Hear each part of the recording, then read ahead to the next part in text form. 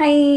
If you know what I'm referencing when I do that, I love you. Today, I want to talk about Rina Kent books. Rina Kent has over like 33 books, and so many people will tell you, read the reading order, it's the best thing to do, you'll understand everything, etc.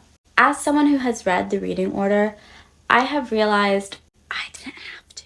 Will you understand more if you read all 33 books? Of course. But it's not worth it. So instead of reading all 33 books, here are the books that I think are worth your time. The Royal Elite series has 8 books in total, including the epilogue. I only think Vicious Prince and Ruthless Empire are worth your time. There are a lot of Aiden King ride or die girlies, and I completely respect that, but these 2 books were the only ones that I gave a 4-star and higher. Next is the Thorns duet. I think this is completely worth your time. These are very overlooked, but the plot in these is probably the most refreshing in the Rina Kent universe, if I'm being honest. And they were just really fun. And like I said, it was really refreshing, and it was new material for Rina Kent, and I really, really liked these books. Next is the Kingdom duet. These are Jonathan King's books.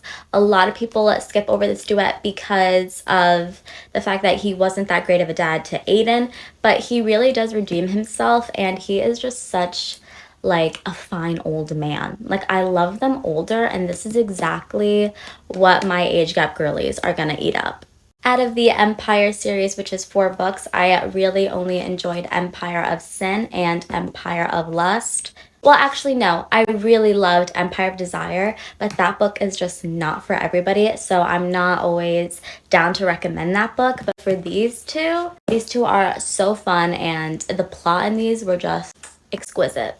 And if you end up liking the Kingdom duet and Jonathan King, you are going to love Empire of Lust with Kingsley, because they are like 2 peas in a pod. Then there's the Deception trilogy. I'm going to tell you right now, if miscommunication and drama are not your thing, do not read these books. You might get a migraine. But if they are your thing, you will absolutely eat these books up. It's a dark mafia romance.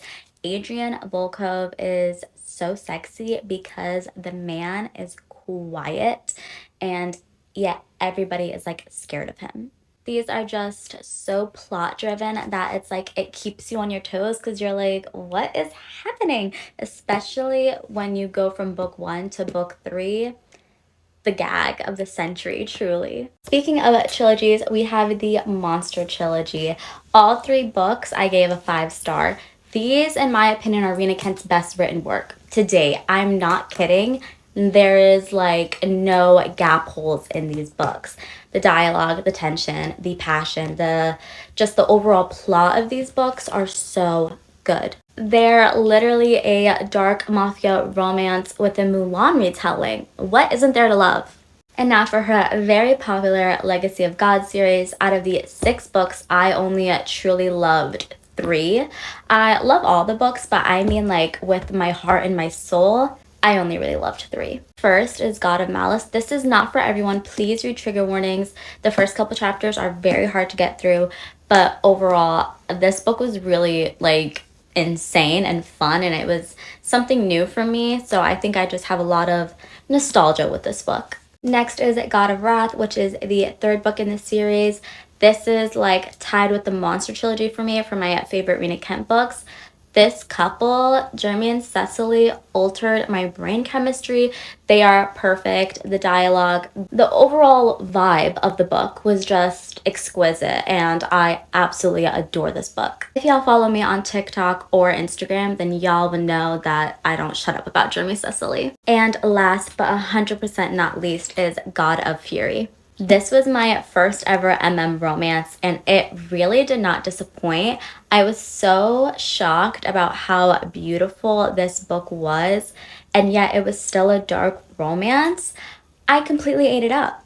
Nikolai and Brandon have one of the softest yet most aggressive love stories, I think, in the Legacy of God series, and it's just so entertaining to read.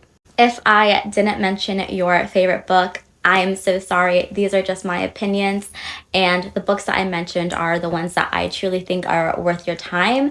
But if you think the books that you love are worth the time, then I love that for you. But thanks for watching. Bye!